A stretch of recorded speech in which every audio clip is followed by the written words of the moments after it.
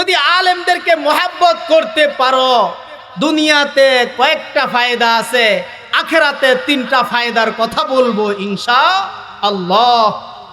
আলেমকে মোহাব্বত করার কথা বলেছি, এটা কয় number option? Last 4th number option. তুমি আলেমকে মোহাব্বত করলে না, তুমি আলেমও হতে পারলে না, আলেমের ছাত্রও হতে পারলে না, আলেমের কথা শোনা মানার সুযোগ সম্ভব হয় নাই, আলেমকে মোহাব্বত করলে না, খবরদার খবরদার, তুমি আর কোন পথ অবলম্বন করবে? আলেমের বিরোধিতা ছাড়া আর কোন তো পথ নাই। তাহলে তুমি আলেমের বিরোধিতা করবে। রাসূল বলে ওয়ালা তাকুন খামিসান ফাতাহলিক, খবরদার খবরদার খবরদার, তুমি 5ম নাম্বারই হয়ো না। 5ম নাম্বার কি? আলেমের বিরোধিতা করা। কি করা ভাই? আলেমের বিরোধিতা করা। আলেমদেরকে মোহাব্বত করলে কি হয় এর একটা উদাহরণ, এই যে আল ফুরকান কওমি মাদ্রাসার মধ্যে যে ছাত্ররা পড়াশোনা করে, এইখানে পড়াশোনা করে আলহামদুলিল্লাহ অনেকে ভালো ভালো হাফেজ হয়েছে, আলেম হচ্ছে, হবে। আলেম গড়ার কারখানা হলো আল ফুরকান কওমি মাদ্রাসা। কথা বলেন ঠিক কিনা? আলেম গড়ার কারখানা,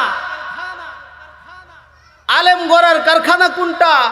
আল ফুরকান কওমি মাদ্রাসা। আলেমকে মোহাব্বত করলে কি হয়, দুনিয়াতে কি হয় বলবো? দুনিয়াতে সবচেয়ে বড় ফায়দা, আল্লাহ পাক রব্বুল আলামিন আসমান ঠিক রাখবেন, জমিন ঠিক রাখবেন, পাহাড় পর্বত নদ নদী ঠিক রাখবেন, যা কিছু আছে কুল কায়নাত সব কিছু ঠিক রাখবেন।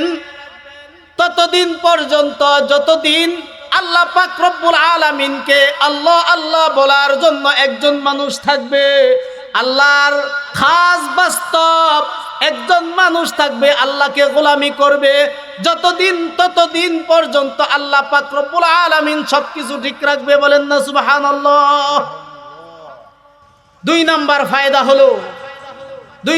ফায়দা হলো মানুষের বিবেক, মানুষের আকলকে ঠিক রাখার ব্যবস্থাপনা হলো এইরকম মাদ্রাসাগুলা। আজকে ইউরোপের দিকে তাকান, তারা আকলের উপরে, মেধার উপরে চলতে চলতে কুকর শুকরের মেতর হয়ে গেছে, কুকর শুকরের গোলাম হয়ে গেছে। আর আমরা এই সমস্ত মাদ্রাসায় পড়ালেখা করে কি হইলাম? বাস্তব আল্লাহর গোলাম, আল্লাহকে ডাকনেওয়ালা হইলাম। আমাদের একটাই প্রেরণা, কলবে যাকির দে মুঝে और रोने वाली अक दे ताकि मैं रोता रहो तेरे रजा के वास्ते कर लिया तूने वाली बंदे हजार मुझको भी बना ले किरदगार। ও আল্লাহ, তোমার কত বান্দাদেরকে তোমার ওলি বানিয়েছ।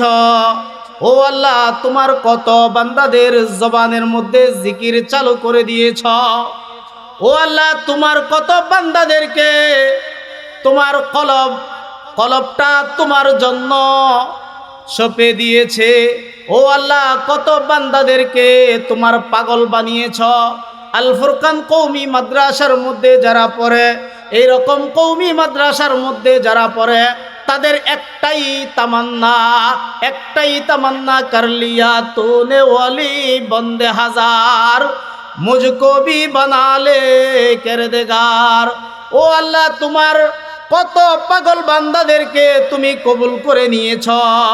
ও আল্লাহ, যেই রকম মানুষ দুনিয়াতে থাকলে আসমান ঠিক রাখবা, জমিন ঠিক রাখবা, ও আল্লাহ এইরকম একটা মানুষ আমাকেও কবুল করে লও। এইটাই আমাদের কি ইচ্ছা, আল্লাহর বাস্তব গোলাম হওয়া। তাহলে এই সমস্ত মাদ্রাসায় যারা পড়ে তাদের ইচ্ছা কি? তাদের ইচ্ছা হলো আল্লাহর বাস্তব গোলাম হওয়া, বাস্তব জিকির করনেওয়ালা হওয়া। আর এইটার মাধ্যমে ফায়দা কি হয়? আসমান জমিন এর উসিলায় সব ঠিক রাখে, বলেন না সুবহানাল্লাহ। তারপরে কি? মানুষের আকল ঠিক রাখে।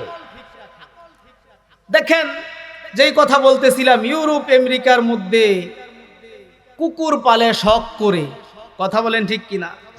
নিয়ম আছে, যদি শখ করে কুকুর পালো তাহলে তোমার কুকুর যেইখানে প্রস্রাব করবে, যেইখানে পায়খানা করবে, তোমরা পরিষ্কার করতে হবে। এটা সরকারি কোনো লোক থাকবে না পরিষ্কার করার জন্য।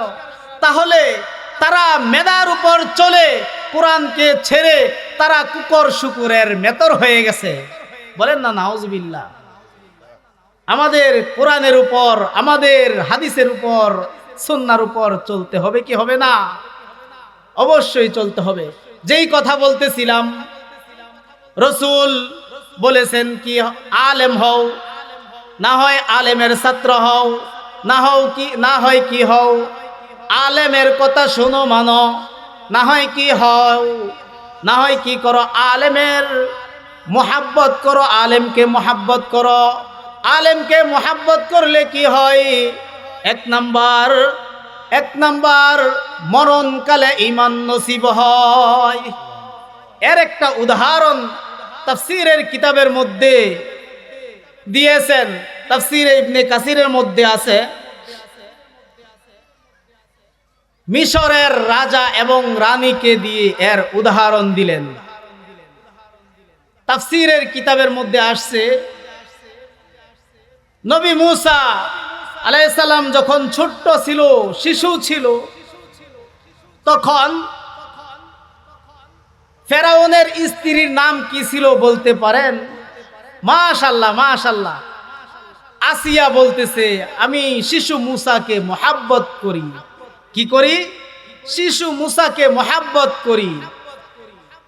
অপর দিকে ফেরাউন বলেছে, আমি তাকে মোহাব্বত করি না। আমি তাকে কি করি না?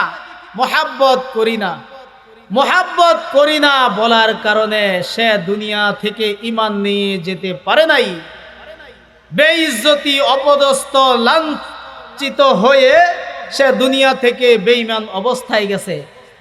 আর বিবি আসিয়া ঈমান নিয়ে তার জান্নাত, তার গন্তব্যস্থান দেখতে দেখতে সে মৃত্যুবরণ করেছে, বলেন না সুবহানাল্লাহ।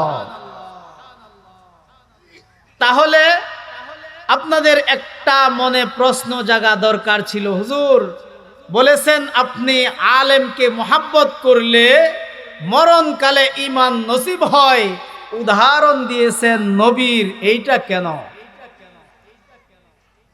আব্দুল্লাহ ইবনে আব্বাস রাদিয়াল্লাহু তাআলা আনহু বলেন, মোহাব্বতের বেলায়, দুশ্মনির বেলায় আলেমদের যেই স্তর, নবীদের যেই স্তর, আলেমদের সেই স্তর, বলেন না সুবহানাল্লাহ। নবীদের যেই স্তর মোহাব্বতের বেলায়, আলেমদের সেই স্তর। কেন? আলেমরা হলেন নবীদের ওয়ারিস। আলেমরা কি? নবীদের ওয়ারিস। কথাগুলা খুব খেয়াল করি বাবা।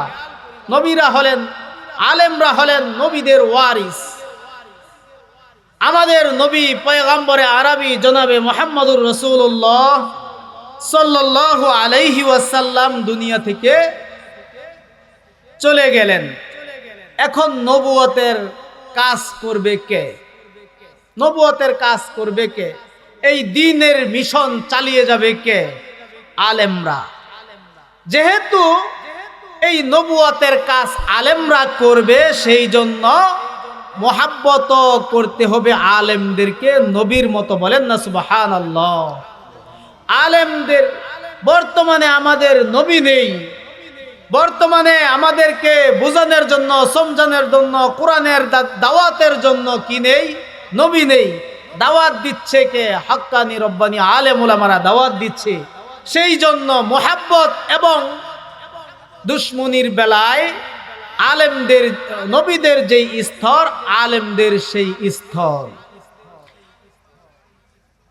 এইখানে আরেকটা কথা আছে, আলেম হতে হবে সামাজিক দৃষ্টিতে আলেম নয়, আল্লাহর দৃষ্টিতে আলেম। বলেন কার দৃষ্টিতে আলেম? আল্লাহর দৃষ্টিতে আলেম কারা? ইন্নামা ইয়াখশাল্লাহা মিন ইবাদিহিল উলামা।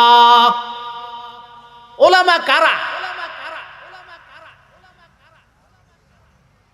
ইলম শিখার পরে সে যদি আলেম হয়েছে, সে যদি কি করে, সে যদি নামাজ না পড়ে, রোজা না রাখে, ইলম শিখার পরে আলেম হওয়ার পরে যদি সুদের সাথে, ঘুষের সাথে, দুর্নীতির সাথে যদি সে লিপ্ত থাকে, সে বাহ্যিক দৃষ্টিতে আলেম, কোরআনের দৃষ্টিতে, আল্লাহর দৃষ্টিতে সে আলেম নয়। আলেম তো সে যে আল্লাহর জন্য ইলম শিখেছে, আবার যেই ইলমগুলা শিখেছে সেইগুলার উপর আমল করতেছে। তাহলে আলেমকে যে ইলম শিখেছে এবং যে আমল করে সে হলো আল্লাহর দৃষ্টিতে আলেম। আমল করে কাকে রাজি খুশি করার জন্য? বলেন আল্লাহকে রাজি খুশি করার জন্য।